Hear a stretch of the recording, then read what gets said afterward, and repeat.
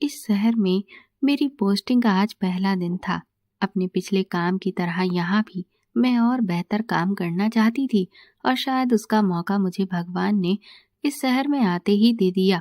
जैसे ही मैं पहले दिन अपनी ड्यूटी ज्वाइन करने के लिए गई तो मेरे सीनियर ने मुझे एक बहुत बड़े केस की जिम्मेदारी सौंप दी। उन्होंने कहा कि कुछ भी करके मुझे इस केस की गुत्थी को पूरी तरह से सुलझा देना है और गुनाहगार को सजा भी दिलवानी है। हालांकि केस कोई खास पेचीदा नहीं था। मैं तुरंत ही बाकी के पुलिस वालों के साथ घटना स्थल पर पहुंची। दरअसल यह केस एक करोड़पति आदमी की अंधी बेटी का था। उस आदमी का देहांत तो आज से 5 साल पहले हो चुका था और उसकी एक लौती अंधी बेटी थी जो कि अकेले ही करोड़ों की मालकिन थी। इसके साथ में ही एक और आदमी मरा हुआ पाया गया जो उसका पति था, जिससे पहली नजर में तो यही साबित हो रहा था कि घर में डकैती पड़ी होगी, जिस वजह से उन चोरों ने लूटपाट करने के बाद जरूर इन दोनों पति पत्नी को मारकर टांग दिया होगा। जैसे ही मैं उस लड़की के बंगले पर पहुंची तो वहां पर काफी भीड़ जमा थी। हमने वहां से सारी भीड़ को हटाया। फिर मैं उस कमरे में पहुंची तो सामने का नजारा देखकर मेरे होश उड़ चुके थे। अभी भी वो लड़की और वो आदमी कमरे में लगी रॉड से झूल रहे थे। मैंने कांस्टेबल को उनकी लाशों को नीचे उतारने का आदेश दिया। हमारे साथ मेडिकल की टीम भी आई हुई थी। उन लोगों ने अपनी कार्रवाई शुरू कर दी थी। मैं भी चारों तरफ जांच पड़ताल कर रही थी कि तभी बाहर मैंने एक आदमी को 2-4 लोगों से घिरे हुए देखा जो कि बहुत जोर जोर से रो रहा था। मैंने जूनियर इंस्पेक्टर से पूछा कि यह आदमी कौन है तो उसने बताया कि यह आदमी इस लड़की का पति है। ये सुनते ही मेरे होश उड़ गए थे क्योंकि मैं तो अब तक इस लड़की के साथ लटके हुए आदमी को ही इसका पति समझ रही थी। मैंने कहा कि अगर ये इसका पति है तो फिर ये आदमी कौन है, लेकिन इसका जवाब इंस्पेक्टर के पास नहीं था। मैं तुरंत ही उस लड़की के पति के पास पहुंची। वो मेरे सामने भी फूट फूट कर रोने लगा। मैंने उससे पूछा कि आपकी पत्नी के साथ मरने वाले व्यक्ति की पहचान क्या है, तो उस आदमी ने बताया कि वो मेरा दोस्त था। उसके मुंह से ये बात सुनकर मैं अजीब तरह से उलझ गई थी कि भला उस लड़की के साथ इस आदमी का दोस्त यहाँ पर क्या कर रहा था। मैंने उस आदमी से उसका नाम पूछा। उसने मुझे अपना नाम विवेक बताया और अपनी मरी हुई पत्नी का नाम अंजू और अपने दोस्त का नाम राजेश। मैंने उससे पूछा कि आपका दोस्त आपके घर पर क्या कर रहा था, तो विवेक ने कहा कि दरअसल राजेश मेरे ऑफिस में काम करता था। ऑफिस का काम कई बार वो बहुत ज्यादा हो जाता था जिसे वो घर आकर भी देखा करता था और इसीलिए उसका अक्सर मेरे घर पर आना जाना बना रहता था। मैंने कहा कि और जिस वक्त ये घटना हुई आप तब कहाँ थे, तो विवेक ने बताया कि वो उस वक्त अपने दोस्त की बर्थडे पार्टी में गया हुआ था। विवेक ने बताया कि उसकी शादी अंजू से आज से लगभग 6 साल पहले हुई है। उसके ससुर के देहांत के बाद इस पूरे बिजनेस को उसने ही अकेले संभाला हुआ था। उनके अब तक कोई भी औलाद नहीं हुई थी। विवेक ने बताया कि अंजू अपने पास कोई फोन भी नहीं रखती थी क्योंकि वो घर पर ही रहती थी और घर पर उसके इस्तेमाल के लिए लैंडलाइन लगा हुआ है। मैंने पूछा आपके घर में लगभग कितने नौकर हैं, तो विवेक ने बताया कि उसके घर में सिर्फ 2 ही नौकर हैं जो कि सर्वेंट क्वार्टर में रहते हैं, लेकिन उनमें से एक नौकर पिछले हफ्ते से गांव गया हुआ है क्योंकि उसकी पत्नी की डिलीवरी थी, इसलिए फिलहाल बंगले में सिर्फ एक ही नौकर था। जब मैंने विवेक से बंगले में लगे सीसीटीवी कैमरास के बारे में पूछा तो उसने साफ इनकार कर दिया कि उसके बंगले में कहीं पर भी सीसीटीवी कैमरा नहीं लगे हुए हैं। लेकिन मुझे ये बात बहुत अजीब लगी थी क्योंकि इतने बड़े करोड़पति इंसान का बंगला और वहां पर आज के टाइम पर सीसीटीवी ना लगा हुआ हो, ये तो बड़ी ही अजीब बात थी। इस पर विवेक ने कहा कि दरअसल ये सारी प्रॉपर्टी अंजू की थी और बिजनेस से लेकर घर में सारा हुक्म अंजू के हिसाब से ही चलता था और उसे घर में सीसीटीवी कैमरा लगवाना पसंद नहीं थे। इसीलिए हमारे यहाँ कभी भी कैमरा लगाए ही नहीं गए और मैंने भी कभी उसे इस बात के लिए मजबूर नहीं किया। मैंने विवेक से पूछा कि आपको कुछ अंदाजा है कि लगभग कितने लाख रुपए तक की चोरी हुई होगी, तो विवेक ने बताया कि वो लोग लगभग अंजू के सारे ही गहने लेकर गए हैं। घर में 5 लाख रुपए कैश भी रखा था, वो भी अपने साथ ले गए हैं। विवेक ने कहा कि वो सुबह 5 बजे जब अपने दोस्त की पार्टी से घर लौटे उस वक्त उसने पार्टी में दोस्तों के कहने पर कुछ ज्यादा ही पी ली थी और अंजू को उसका पीना पसंद नहीं था। इसलिए उसने सोचा कि इस वक्त वो तो सो रही होगी, अगर वो उसके पास कमरे में जाएगा तो हो सकता है उसकी आंख खुल जाए और वो अगर उसे शराब के नशे में देखेगी तो बहुत गुस्सा करेगी। इसीलिए विवेक नीचे गेस्ट रूम में ही सो गया। सुबह लगभग 8 बजे उसकी आंख खुली। तब वो फ्रेश होकर बेडरूम में गया और वहां का नजारा देखकर उसके होश उड़ चुके थे। हमने जब वहां पर मौजूद नौकर से पूछताछ की तो उसने भी हमें वही बात बताई जो विवेक ने कही थी। उसने कहा कि मुझे साहब के चीखने चिल्लाने की आवाज सुनाई दी और जब मैं कमरे में पहुंचा तो वहां का नजारा देखकर मेरे होश उड़ चुके थे। मैंने नौकर रामू से पूछा कि राजेश किस वक्त घर आया था तो उसने बताया कि लगभग 10 बजे के आसपास वो आए थे। मैंने कहा कि और वो वापस नहीं गया तो इस पर तुम्हें अजीब नहीं लगा कि तुम जाकर देखो कि आखिर मेम साहब ठीक हैं या नहीं। इस पर नौकर कहने लगा कि राजेश जी तो ऑफिस के काम से रोज ही आते थे और काफी देर रात तक घर वापस जाया करते थे, इसीलिए मैंने इस बात पर कोई खास ध्यान नहीं दिया। मुझे लगा कि ये तो उनका रोज का ही काम है। मैंने पूछा कि तुमने किसी भी तरह की चीखने चिल्लाने की कोई आवाज नहीं सुनी तो कहने लगा कि मैंने कोई भी आवाज नहीं सुनी थी, अगर सुनी होती तो मैं जरूर पुलिस को तुरंत ही खबर करता। लेकिन मुझे तो तब पता चला जब मैंने सुबह विवेक साहब के चिल्लाने की आवाज सुनी।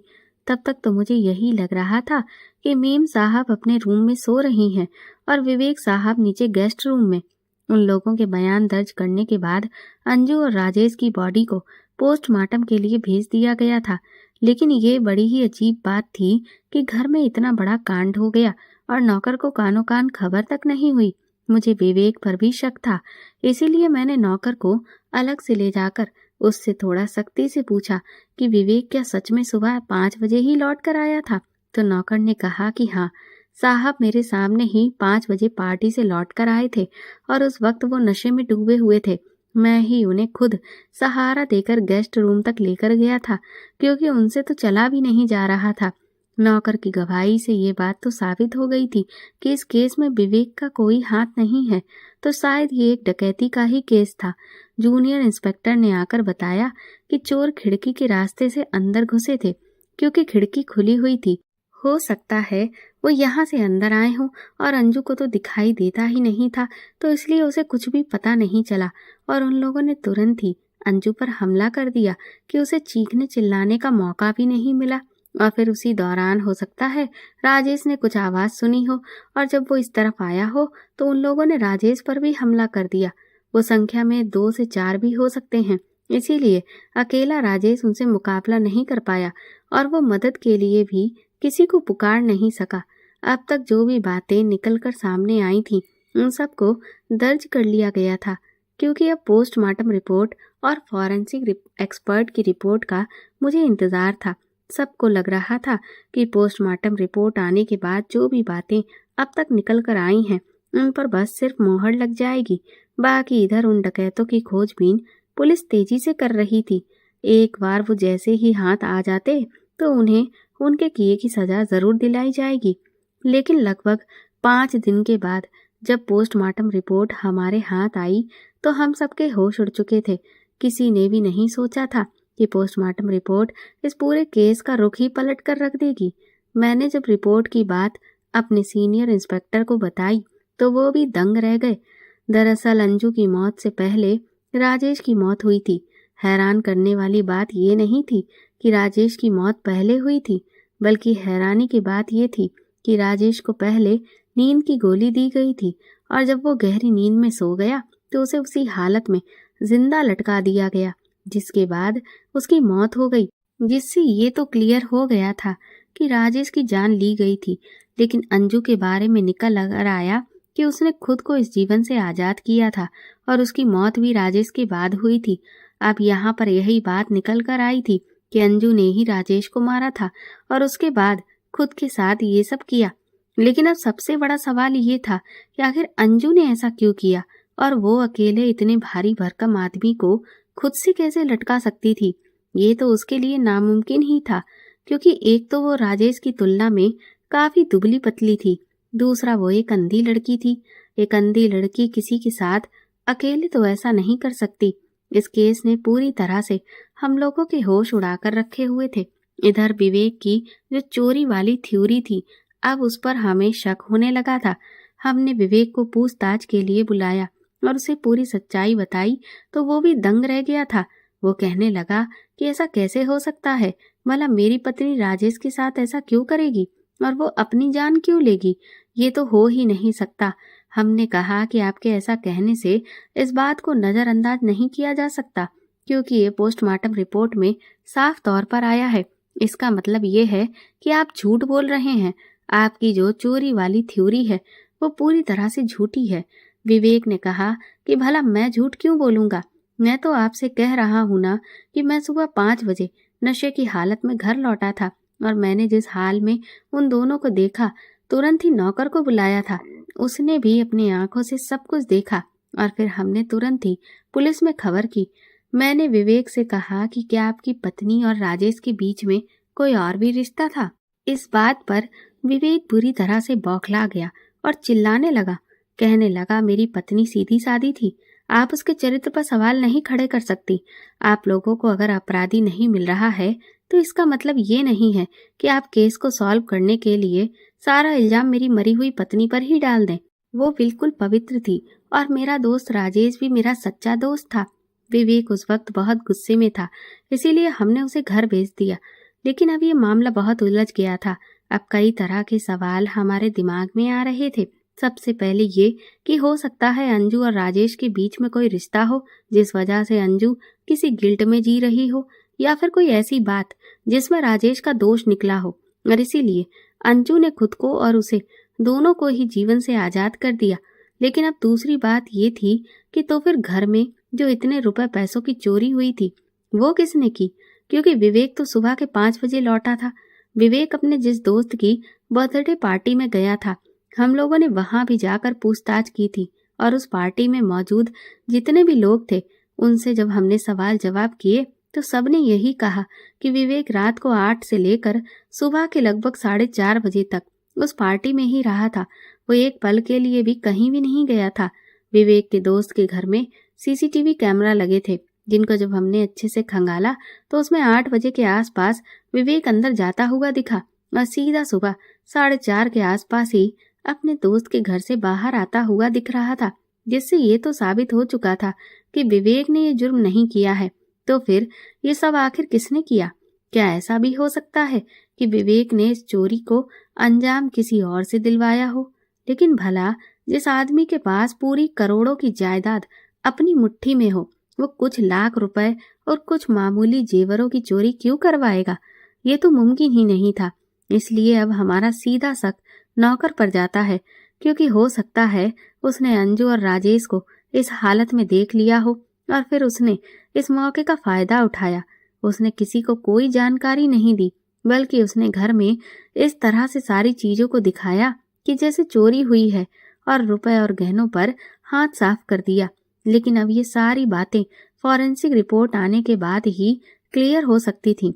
लेकिन हैरान करने वाली बात ये थी कि कहीं पर भी किसी तीसरे शख्स के फिंगरप्रिंट्स के निशान बिल्कुल भी नहीं मिले थे। इससे ये तो क्लियर होता था कि ये किसी बहुत बड़े प्रोफेशनल का काम था। विवेक के घर में काम करने वाले दूसरे नौकर रघु के गांव में जाकर भी हमने पूछताछ की तो ये बात भी सच पाई गई कि वो 1 हफ्ते से अपनी पत्नी की डिलीवरी कराने के लिए अपने गांव आया हुआ था। हम लोगों को कुछ भी समझ में नहीं आ रहा था। विवेक के बंगले के काफी दूर दूर के इलाके तक कोई घर नहीं बना हुआ था, इसीलिए आसपास की कोई ऐसा पड़ोसी नहीं था जो उनके घर में क्या एक्टिविटीज हो रही हैं इनके बारे में हमें कोई जानकारी दे सके। अब सीधा सीधा शक उस नौकर पर ही था जो उस वक्त घर में मौजूद था। लगभग 1 हफ्ते के बाद फॉरेंसिक रिपोर्ट सामने आई, जिसमें ये तो साबित हो गया था कि घर में कोई भी नहीं घुसा है, बल्कि कोई घर का ही ऐसा इंसान इस सब में मौजूद है जिसने बचे कुचे सबूत को भी सफाई से साफ करने की कोशिश की है। बाहर से किसी के भी आने के निशान रिपोर्ट में नहीं आए थे। अब नौकर पर शक और ज्यादा मजबूत होता जा रहा था। इससे पहले कि वो हमारी गिरफ्त से फरार हो जाता, हमने उसे तुरंत ही उठा लिया और जब उससे सख्ती से पूछताछ की तब भी वो बस वही बातें दोहरा रहा था जो उसने पहले कही थी। वो रोते हुए कहने लगा, मेरी मालकिन बहुत अच्छी थी, वो बहुत दयालु थी। उनके मरने से आपको नहीं पता कि हम सबको कितना दुख है और आप उनकी मौत का इल्जाम हम पर ही लगा रही हैं। हम गरीब जरूर हैं लेकिन चोर नहीं। मैं भी चाहता हूँ कि मेरी मालकिन के साथ जिसने भी ये सब किया है वो जालिम पकड़ा जाए और उसे कानून सख्त से सख्त सजा दे। मैंने रामू से कहा कि तुम्हारी मालकिन को मारने वाला और कोई नहीं, खुद तुम्हारी मालकिन थी। मेरी बात सुनकर रामू आंखें फाड़ फाड़ कर मुझे देखने लगा। मैंने कहा, हाँ, राजेश को भी तुम्हारी मालकिन ने ही मारा था और उसके बाद उसने खुद को इस दुनिया से आजाद कर दिया और इस बात का तुमने फायदा उठाया और पैसों पर हाथ साफ कर दिया। इस पर वो कहने लगा कि ऐसा नहीं हो सकता। मेरी मालकिन तो बहुत ही खुशमिजाज थी। वो भले ही अंधी थी लेकिन मैंने कभी भी उन्हें इस बात पर अफसोस करते हुए नहीं देखा। वो बहुत जिंदा दिल थी और दूसरों की खूब मदद करती थी और अपनी जिंदगी को बहुत खुशी खुशी जीती थी। जो लड़की अपने जीवन में इतनी बड़ी कमी होने के बावजूद भी इतना हंसी खुशी रह रही थी, वो भला खुद के साथ ऐसा क्यों करेगी? और फिर वो राजेश को भी क्यों मारेगी?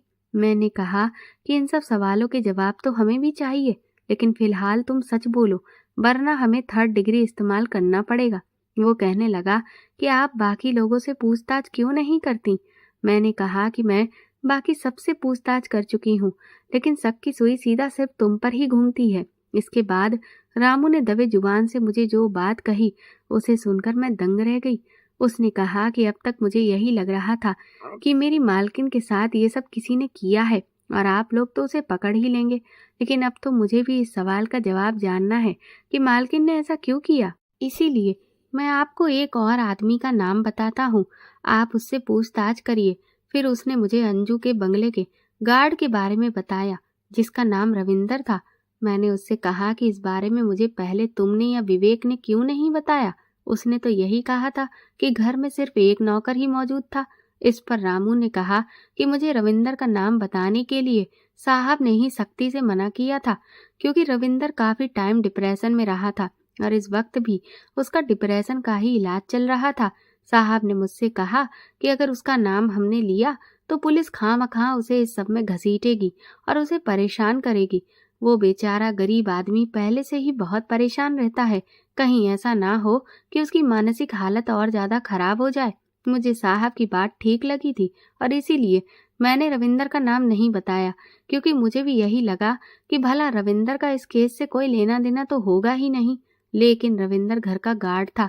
घर में कौन कब आ रहा है, कहाँ क्या हो रहा है, इसकी सबसे ज्यादा जानकारी उसे ही होती थी, क्योंकि वो मेन गेट पर बैठता था और वहां पर बैठकर पूरी रात जागता भी था। हमने रामू से रविंदर का पूरा एड्रेस लिया और उसे सख्त हिदायत दी कि उसे हमने पूछताछ के लिए बुलाया था। इस बारे में वो विवेक को कुछ भी नहीं बताए और जब तक ये जांच चल रही है वो शहर से कहीं बाहर भी नहीं जा सकता। इसके बाद हम सीधा रविंदर के घर पहुंचे और जब वहां से हमने रविंदर को उठाया तो ये बात तो सच निकली कि रविंदर का डिप्रेशन का इलाज चल रहा है और वो काफी गरीब परिवार से आता है और अपने बीवी बच्चों और माँ का ख्याल रखने के लिए वो सिर्फ एक अकेला ही इंसान है। मैंने जब रविंदर से पूछताछ की तो उसने मुझे बताया कि उस रात तकरीबन 1 बजे के आसपास मेम साहब ने मुझे अपने कमरे में बुलाया था। जब मैं वहां पहुंचा तो वहां का नजारा देखकर मेरे होश उड़ चुके थे। राजेश जी उस वक्त बेहोशी की हालत में थे।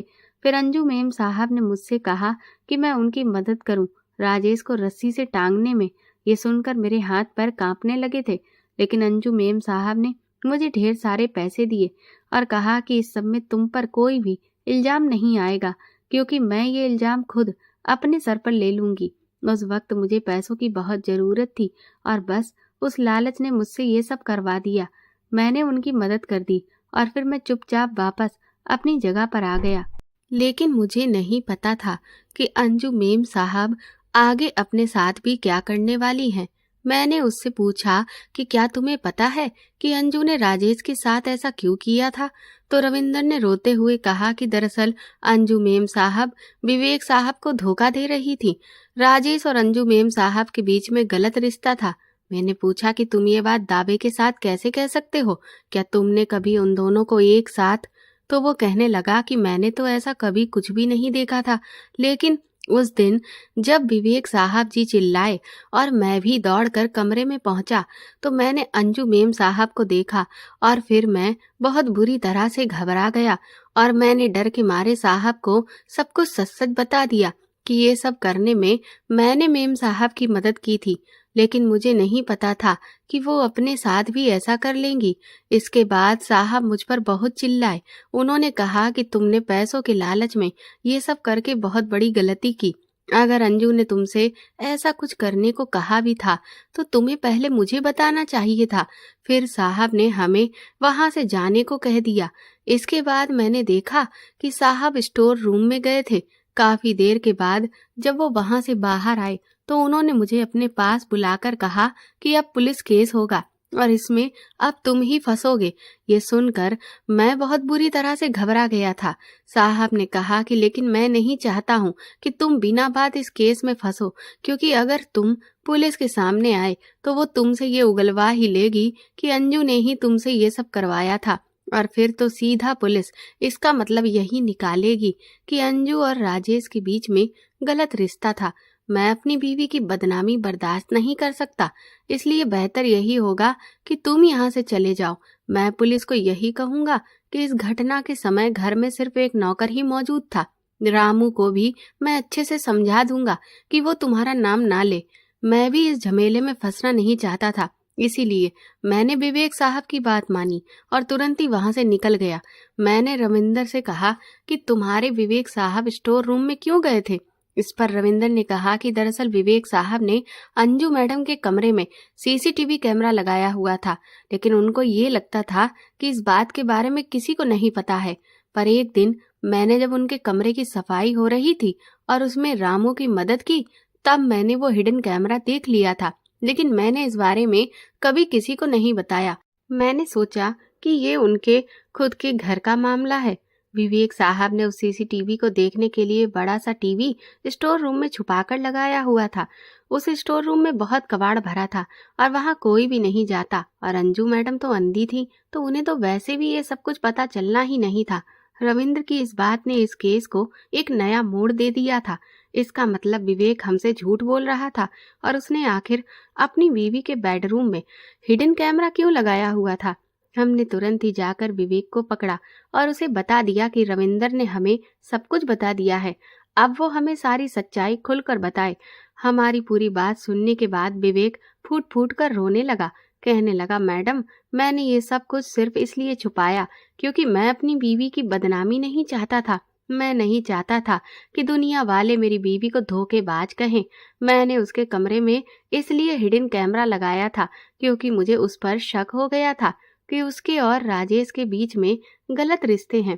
मैंने विवेक से कहा कि लेकिन राजेश को काम पर तो तुमने ही रखा था ना, तो फिर अगर तुम्हें उस पर शक था तो तुम उसे काम से निकाल भी तो सकते थे। इस पर विवेक कहने लगा कि मैंने बहुत कोशिश की उसे काम से निकालने की, लेकिन अंजू ने मुझे सख्त हिदायत दी थी कि मैं अब राजेश को काम से नहीं निकाल सकता, क्योंकि ये सारा कारोबार अंजू के ही नाम पर था, तो इसीलिए मैं उसकी किसी भी बात के खिलाफ नहीं जा सकता था। मैं दिन रात अंदर ही अंदर घुटता रहता था। मैंने जब उसे इस बात की शिकायत की थी तो उसने मुझसे ये कहा कि मैं उस पर बेबुनियादी इल्जाम लगा रहा हूँ, और इसीलिए मैंने फिर उसके कमरे में हिडन कैमरा लगा दिया था ताकि मैं उसकी करतूत उसके सामने लेकर आऊं। मैंने कहा कि अगर ऐसा था कि अंजू राजेश से प्यार करती थी तो फिर उसने उसे मारा क्यों। इस पर विवेक ने कहा कि क्योंकि राजेश उसे भी धोखा दे रहा था। वो सिर्फ उसके साथ दौलत के लिए अपना रिश्ता जोड़े था, बाकी वो उसके साथ धोखेबाजी कर रहा था, और ये बात अंजू को पता चल गई होगी, और फिर इसीलिए उसने राजेश को खत्म कर दिया। और वो खुद भी ये बर्दाश्त नहीं कर पाई कि जिस आदमी के लिए उसने अपने पति को धोखा दिया, उसी आदमी ने उसे कहीं का नहीं छोड़ा। इसीलिए इस गिल्ट के साथ अंजू जी नहीं पाई और उसने खुद को इस दुनिया से आजाद कर दिया। विवेक की पूरी बात सुनने के बाद मुझे उसकी थ्योरी कहीं न कहीं ठीक लग रही थी, लेकिन फिर भी अभी भी कुछ ऐसा था जो बार बार दिमाग में खटक रहा था, क्योंकि सबसे बड़ा सवाल यही था कि अंजू ने विवेक से लव मैरिज की थी, वो भी अपने पिता के खिलाफ जाकर, और जब वो अपने पिता से लड़कर विवेक से शादी कर सकती थी तो फिर वो विवेक को तलाक देकर राजेश के साथ भी तो शादी कर सकती थी। फिर वो अलग से राजेश के साथ रिश्ता क्यों बनाए हुए थी? हमने विवेक से कहा कि हमें उस सीसीटीवी कैमरे की फुटेज देखनी है, जिस बात पर विवेक बहुत घबरा गया और कहने लगा कि सच्चाई वही है जो मैं आप लोगों को बता रहा हूँ। मैं नहीं चाहता कि आप सब लोग वो सब देखें जो मैं किसी को दिखाना नहीं चाहता। मैंने विवेक से कहा कि अगर तुम कानूनी जांच में अड़ंगा डालोगे तो तुम्हें जेल में डाल दिया जाएगा। इस बात पर विवेक ने तुरंत ही उस फुटेज को हमें देने के लिए हामी भर दी। हम उसके घर गए, फिर उसने हमें उस फुटेज की कैसेट दी। वो कहने लगा लेकिन ये एक छोटा सा कैमरा था और इसीलिए इसमें बहुत ज्यादा लंबी फुटेज नहीं होती है। हमने जब वो फुटेज देखी तो वाकई में अब तक जो बात विवेक ने कही थी वो सच साबित थी। अंजू और राजेश के बीच में गलत रिश्ते थे। उसमें साफ दिख रहा था कि पहले उन लोगों ने अपनी ख्वाहिश को पूरा किया, उसके बाद अंजू ने एक जूस राजेश को पिलाया जिसे पीने के कुछ देर के बाद ही वो बेहोश हो गया। उसके बाद उसने अपने उस गार्ड को बालकनी से आवाज देकर अंदर बुलाया और फिर उसकी मदद से राजेश को उस रॉड पर टांग दिया। इसके बाद उसने गार्ड को वापस भेज दिया था। लेकिन फिर आगे जो हमने देखा उसे देखकर हम बुरी तरह से चौंक गए। अंजू ने अपने बेड के पास रखी हुई टेबल के ड्रॉर से मोबाइल निकाला और उसमें उसने कुछ बोला। वो करीब 5 मिनट तक बोलती रही और फिर उसने उस फोन को वहीं पास में रख दिया और फिर खुद को भी अंजाम तक पहुंचा दिया। आगे की फुटेज नहीं थी। जैसे ही हमने ये सब देखा विवेक के तो होश उड़ चुके थे, उसे पसीना आने लगा। हमने कहा कि तुमने हमसे झूठ क्यों बोला कि अंजू के पास मोबाइल नहीं था। इस पर विवेक कहने लगा कि मैं अपनी पत्नी के चरित्र पर दाग नहीं लगने देना चाहता था, इसीलिए तो मैंने इतना सब कुछ किया था। और अगर उसका मोबाइल आप लोगों के हाथ लग जाता तब तो उसकी करतूतों का सारा चिट्ठा आपके सामने खुल जाता, क्योंकि वो घंटों राजेश से फोन पर बातें करती थी और उसके फोन में भी उन लोगों की काफी सारी ऐसी तस्वीरें थीं जिन्हें देखकर कोई भी शर्मसार हो जाए। इसीलिए मैंने आपसे झूठ बोला और उस फोन को पूरी तरह से खत्म करके नदी में फेंक दिया। मैंने विवेक के गाल पर खींचकर एक तमाचा मारा। मैंने कहा कि तुमने बहुत बड़ी गलती की है और इसका अंजाम अब तुम्हें भुगतना पड़ेगा। सबूत को मिटाने और पुलिस को गुमराह करने के लिए तुम्हें जायज सजा अब मिलकर ही रहेगी। विवेक को गिरफ्तार कर लिया गया था। हालांकि विवेक इस जुर्म में शामिल नहीं था, इसलिए उसे कोई लंबी सजा नहीं होने वाली थी। लेकिन हाँ, उसने सबूत को मिटाया था और पुलिस को गुमराह किया था। यही उसका गुनाह था। केस सॉल्व हो चुका था। रविंदर को भी पकड़ लिया गया था। रामू भी इस वक्त जेल में था क्योंकि उसने भी विवेक की मदद की थी। सीनियर इंस्पेक्टर बहुत खुश थे कि मैंने काफी जल्दी इस केस को सॉल्व कर लिया था। विवेक ने हालांकि जो कुछ भी किया वो बहुत गलत था, लेकिन अगर एक इंसान के नजरिए से देखा जाए तो उसने ये सब कुछ भावनाओं में आकर छुपाया, क्योंकि वो तो अपनी पत्नी से सच्चा प्यार करता था और बस उसकी इज्जत पर कोई आंच न आए, इसीलिए उसने इतना सब कुछ किया। जिस नदी में विवेक ने मोबाइल फोन को फेंका था वहां हमने काफी दिन तक जाल डलवाया, लेकिन वो मोबाइल फोन हमारे हाथ ना लग सका। सारी बातें साफ हो चुकी थी, इसीलिए बार बार यही कहा जा रहा था कि अगर वो फोन नहीं भी मिलता है तो भी जो हकीकत है वो यही रहेगी। लेकिन मुझे हर हाल में ये जानना था कि अंजू ने अपने मरने से पहले आखिर क्या कहा था। जूनियर इंस्पेक्टर ने मुझसे कहा कि मैडम, मरने से पहले आखिर व्यक्ति क्या कहेगा? वो अपने गुनाहों को कबूल करेगा। और क्या अंजू ने भी अपने पति से अपने किए हुए गुनाहों की माफी मांगी होगी और कहा होगा कि वो उसे छोड़कर इस दुनिया से जा रही है? मैंने कहा कि हो सकता है, लेकिन फिर भी मुझे ये जानना ही है कि आखिर अंजू ने क्या कहा था। और अब इसका बस सिर्फ एक ही रास्ता था कि हम किसी लिप रीडर को बुलाएं, लेकिन शहर में कोई भी प्रोफेशनल लिप रीडर मौजूद ही नहीं था। और दूसरे शहर से जब तक हमने एक लिप रीडर को बुलवाया तब तक अगले ही दिन सुनवाई का टाइम आ चुका था। लेकिन खैर, मुझे अब बहुत ज्यादा टेंशन नहीं थी। लिप रीडर ने ध्यान से उस रिकॉर्डिंग को कम से कम 20 से 25 बार देखा और फिर उन्होंने एक एक शब्द को कागज पर लिख दिया। अंजू ने जो कुछ भी बोला था, जब उसकी पूरी बात लिप रीडर ने कागज पर लिख दी तो उन्होंने मुझे वो कागज पढ़ने के लिए दिया और जब मैंने वो कागज पढ़ा तो केस पूरी तरह से पलट चुका था। मेरे तो जैसे पैरों तले जमीन ही निकल गई थी, क्योंकि ऐसा तो कभी कोई सपने में भी नहीं सोच सकता था। मैं तुरंत ही भागती हुई कोर्ट पहुंची। जज साहब विवेक को और बाकी के लोगों को सजा सुनाने ही वाले थे और ये साबित होने वाला था कि इस केस का असली मुजरिम अंजू है। लेकिन मैंने तुरंत ही जाकर जज के सामने उस कागज को पेश किया, जिसे पढ़कर उनके भी होश उड़ चुके थे। विवेक आंखें फाड़े कभी मुझे तो कभी जज साहब को देख रहा था। जज साहब ने कहा कि तुम वाकई एक बहुत बड़े शातिर अपराधी हो। कोई सोच भी नहीं सकता था कि तुम्हारी पत्नी को इस अंजाम तक पहुंचाने में तुम्हारा हाथ हो सकता है। ये सुनकर विवेक समझ चुका था कि अब सारी हकीकत सबके सामने आ गई है। जज साहब ने उस कागज में लिखा हुआ एक एक शब्द सभी को पढ़कर सुनाया। उसमें लिखा था, विवेक, मैं अच्छी तरह से जानती हूँ कि तुमने मेरे कमरे में हिडन कैमरा लगाया हुआ है। ये बात मुझे मेरे वफादार गार्ड ने बता दी है और इसके बाद तुम सीसीटीवी फुटेज जरूर देखोगे, और इसीलिए मैं अपनी ये वॉइस रिकॉर्डिंग कर रही हूँ ताकि तुम मेरा मोबाइल चेक करो और मेरी आवाज सुन सको और जान सको कि मैंने आखिर ये सब क्यों किया। तुम्हें लगता है कि मैं तुम्हारी हरकतों के बारे में नहीं जानती, तो ये तुम्हारी बहुत बड़ी गलतफहमी है। अगर भगवान ने मेरे अंदर एक कमी डाली तो उसने मुझ में ढेर सारी क्वालिटीज भी डाली थी, जिससे मैं किसी भी इंसान को बिना देखे पहचानने का हुनर भी रखती थी। अगर मुझसे जीवन में कभी कोई गलती हुई होगी तो वो तुम्हारी धोखेबाजी को समझने में हुई। मैं तुम्हारे धोखे को तुम्हारी मोहब्बत समझ बैठी, लेकिन शादी के कुछ दिनों बाद ही मुझे पता चल गया था कि तुम्हारी असलियत क्या है। जब तुमने अपने दोस्त को अपनी जगह मेरे पास कमरे में भेजा था, उसने बिल्कुल तुम्हारे जैसे कपड़े पहने थे, तुम्हारा ही परफ्यूम लगाया था, लेकिन जो नेचुरल खुशबू तुम्हारे शरीर से आती थी वो तुम्हारे दोस्त के शरीर से नहीं आ रही थी। और मैं जान गई थी कि मेरे साथ कमरे में तुम नहीं बल्कि कोई और है। पहली रात तो मैंने तुम्हारे दोस्त को बेहोशी की दवा दी थी और इस तरह से हमारे बीच कोई रिश्ता नहीं था।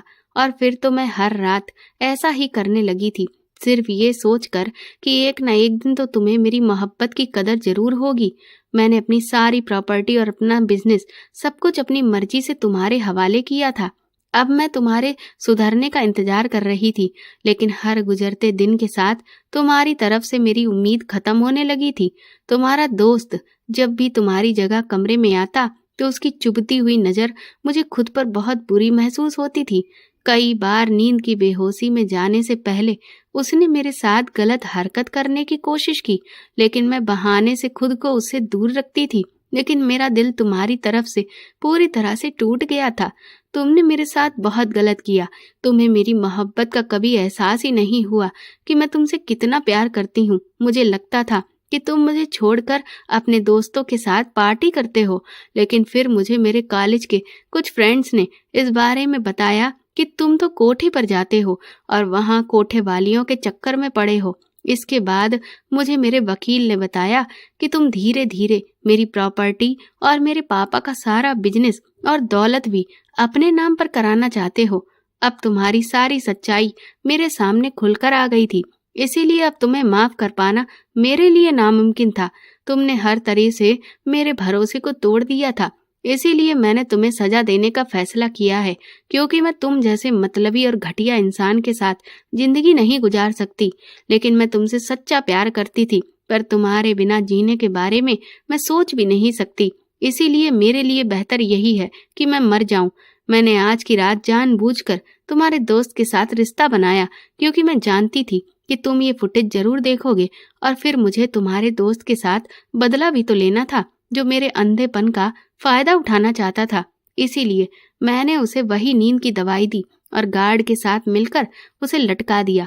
और अब खुद को भी अंजाम पहुंचाने से पहले मैं मोबाइल में तुम्हारे लिए वॉइस रिकॉर्डिंग छोड़कर जा रही हूँ, ताकि तुम्हें ये मैं भी बता दूं कि मैंने सारा बिजनेस, सारी प्रॉपर्टी और ये बंगला एक ट्रस्ट के नाम कर दिया है, जो अनाथ बच्चों को सहारा देता है, ताकि तुम्हारे हाथ कुछ भी ना आए। और जिस लालच की वजह से तुमने मेरे साथ शादी की थी और तुम मेरे साथ ये सब कुछ कर रहे हो, तुम्हें एहसास हो कि तुम जिस तरह से खाली हाथ आए थे उसी तरह से खाली हाथ रह जाओगे। तुम्हें कुछ भी हासिल नहीं होगा। मैं भी सब छोड़कर जा रही हूँ, क्योंकि जब मेरे पास मेरा प्यार ही नहीं रहा तो अब मेरे पास जीने की कोई वजह भी नहीं बची। और मेरे जाने के बाद तुम्हारे पास भी कुछ नहीं रहेगा सिवाय अधूरी ख्वाहिशों के। और इस बात का तुम्हें पछतावा सारी जिंदगी रहेगा कि तुमने मेरे साथ बेवफाई आखिर क्यों की। अगर दुनिया वाले तुम्हें सजा नहीं दे पाए तो भगवान तुम्हें सजा जरूर देगा। तुमने मेरी कमजोरी का फायदा उठाया। मैंने तुमसे सच्चा प्यार किया, लेकिन तुमने मुझे सिर्फ दौलत की वजह से चाहा।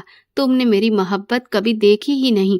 और अब जाते जाते मैं ये सवाल भी छोड़ कर जा रही हूँ कि तुम दुनिया वालों को क्या बताओगे कि क्यों मैं और तुम्हारा दोस्त रात को एक ही कमरे में थे और कैसे हम दोनों की जान गई। तुम इन सवालों के जवाब ढूंढते रह जाओगे और पुलिस को भी कुछ नहीं बता सकोगे।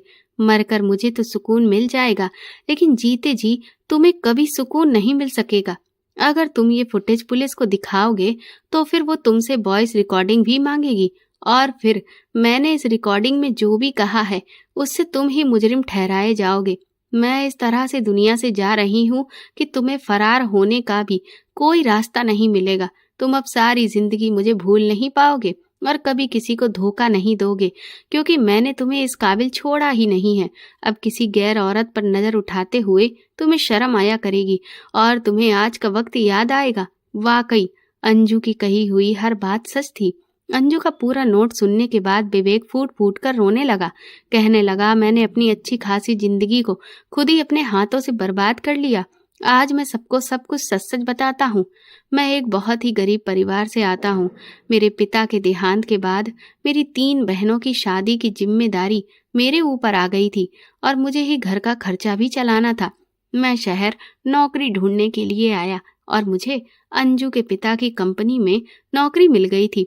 मैंने वहां बहुत मेहनत से काम किया ताकि मुझे जल्द से जल्द प्रमोशन मिले, क्योंकि मैं दिन रात अमीर बनने के सपने देखता था। उस कंपनी में काम करते हुए मेरा भी दिल चाहने लगा कि मैं भी एक ऐसी ही बड़ी सी कंपनी का मालिक बन जाऊं, लेकिन मुझे इसका कोई रास्ता सूझ नहीं रहा था। और फिर उसी दौरान जब अंजू अपने पिता की कंपनी में कुछ समय के लिए काम करने के लिए आई तो उसे सारा काम समझाने की जिम्मेदारी मुझे दी गई।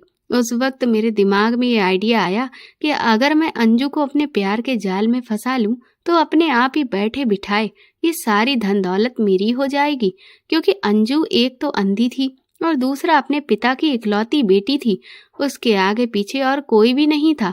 और अगर मैं बॉस की अंधी बेटी से शादी करूंगा तो उन पर भी उल्टा ये एहसान हो जाएगा। यही सब सोचकर मैंने अंजू को अपनी मीठी मीठी बातों में फंसाया और उसे ये पूरा यकीन दिला दिया कि मैं एक बहुत ही नेक इंसान हूँ। वो मेरे जाल में फंस चुकी थी। उसने जब अपने पिता के सामने मुझसे शादी करने की इच्छा जाहिर की तो उन्होंने साफ इनकार कर दिया, लेकिन अंजू अपनी बात पर अड़ी रही और फिर एक पिता को अपनी बेटी की जिद के आगे झुकना पड़ा और फिर हमारी शादी हो गई। मेरी शादी से मेरे घर वालों को भी कोई ऐतराज नहीं था, क्योंकि उन्हें भी मैंने रंगीन सपने दिखा दिए थे और इसीलिए मेरी माँ ने मुझे घर जमाई बनकर रहने की इजाजत दे दी थी। अंजू से शादी करके मेरी किस्मत खुल चुकी थी। मैंने अपनी 3 बहनों की शादी भी बहुत ऊंचे ऊंचे खानदान में कर दी और मेरी माँ भी ऐशो आराम में गांव में जिंदगी जीने लगी थी। कुछ ही समय के बाद मेरे ससुर का देहांत हो गया और बस फिर तो मैं राजा बन चुका था। अब तो सारी धन दौलत पर मेरा राज था, मैं ही मालिक था। मैंने अंजू को भी यही समझाया कि वो आराम से घर बैठे और सारी जिम्मेदारी मैं खुद उठा लूंगा, लेकिन अचानक मिली इतनी सारी धन दौलत ने मेरा दिमाग पूरी तरह से खराब कर दिया था। मैं दिन रात क्लबों में पार्टियां करता और कई लड़कियों से मेरे रिश्ते भी बन चुके थे। मेरी दोस्ती अब ऐसे ऐसे लोगों से हो गई जो अय्याशी में डूबे हुए थे। उनके साथ ही मैं कोठों पर जाने लगा, लेकिन इधर अंजू मुझसे सवाल पूछा करती थी। मैं उसके सवालों से तंग आ चुका था, लेकिन मैं उससे लड़ाई भी नहीं कर सकता था, क्योंकि उससे झगड़ने का मतलब था कि ऐशो आराम को अपने हाथ से जाने देना। उस वक्त मुझे कोई रास्ता सूझ नहीं रहा था। तभी मेरे गांव का मेरा एक दोस्त मुझसे काम की भीख मांगने लगा और मैंने उस मौके का फायदा उठाया। मैंने उससे कहा कि तुम बिल्कुल मेरे ही जैसे कदकाठी के हो, तुम्हें हर रात मेरे जैसा बनकर ही मेरी पत्नी के पास जाना होगा और उसके साथ रात बितानी होगी, ताकि मैं चैन से अपनी मनमर्जी कर सकूं। पहले तो वो इस काम के लिए नहीं माना, लेकिन जब मैंने उसे बहुत ऊंची रकम दी तब वो काम करने को तैयार हो गया। शुरुआत में मुझे डर लगा, लेकिन पहली रात अंजू ने राजेश को पहचाना ही नहीं और फिर तो मैं बहुत खुश हो गया कि मेरा प्लान कामयाब हो गया था। अब राजेश हर रात मेरा रूप धारण करके अंजू के साथ रुकता था, लेकिन फिर भी मुझे कहीं ना कहीं डर लगा रहता था। इसीलिए मैंने एक हिडन कैमरा बेडरूम में लगा दिया, ताकि मैं कहीं भी बैठकर अपने मोबाइल में रिकॉर्डिंग को देखकर ये तसल्ली कर सकूं कि अंजू को कोई भी शक नहीं है। लेकिन मुझे नहीं पता था कि अंजू पहले से ही सब कुछ जानती थी, पर वो बेचारी तो सिर्फ मेरी मोहब्बत की खातिर चुप थी, ताकि एक दिन मैं खुद अपनी गलती का एहसास करूं और उसके पास वापस लौट जाऊं। पर मैंने उसके सच्चे प्यार को कभी पहचाना ही नहीं, और फिर मेरी वजह से ही वो ये सब कुछ करने के लिए मजबूर हो गई। उस दिन जब मैंने अंजू और राजेश को ऐसी हालत में देखा और फुटेज देखी, तभी मैंने प्लान बनाया और रामू और रविंद्र को अपने साथ मिला लिया और खुद गहने और पैसे गायब करके ऐसे दिखाया कि यहाँ चोरी हुई है। पूरी सच्चाई सुनकर वहां बैठा हर इंसान सकते में था। कोई भी नहीं सोच सकता था कि उस बेचारी अंधी लड़की को अपनी हंसती खेलती दुनिया छोड़ने के लिए इस तरह से मजबूर भी किया जा सकता है। और इस सब में राजेश भी बलि का बकरा बन गया था। मैंने तुरंत ही अंजू के उस वकील को भी कोर्ट में पेश किया, जो उसकी प्रॉपर्टी की देखरेख कर रहा था। उसने भी इस बात को कबूला कि विवेक ने उसे 5 करोड़ रुपए देने का लालच दिया, ताकि वो अंजू की आखिरी वसीयत को फाड़ कर फेंक दे और एक झूठी पावर ऑफ अटर्नी तैयार करे, जिसमें उसकी सारी प्रॉपर्टी का मालिक विवेक को बना दिया जाए। जो भी गुनाहगार थे उन्हें उनके किए की सजा कोर्ट दे चुका था। अब विवेक जेल में है और उसकी बूढ़ी माँ बेचारी अकेली गांव में रह रही है। उनका इकलौता सहारा उनका बेटा ही था, पर अब वो अपने किए की सजा भुगत रहा है। गलत रास्ते पर कदम रखने का अंजाम इंसान को भुगतना ही पड़ता है। विवेक ने दौलत के लालच में अपनी अच्छी खासी जिंदगी को खुद अपने हाथों से बर्बाद कर लिया। उसे भगवान ने इतनी सारी दौलत दी, इतनी अच्छी पत्नी दी, लेकिन उसने खुद अपने पैर पर कुल्हाड़ी मार ली। उसने किसी की भी कदर नहीं की, और जो दौलत वैसे भी उसकी ही थी, लेकिन फिर भी उसकी गलत आदतों ने उसे जुर्म के रास्ते पर धकेल दिया। तो दोस्तों, आपको मेरे द्वारा लिखी हुई ये कहानी कैसी लगी, हमें कमेंट करके ज़रूर बताएं। और प्लीज़ मेरी इस कहानी को ज़्यादा से ज़्यादा शेयर और लाइक करके मेरे चैनल को सपोर्ट करें। आप सबके प्यार और सपोर्ट की मेरे चैनल को बहुत ज़रूरत है। Thank you.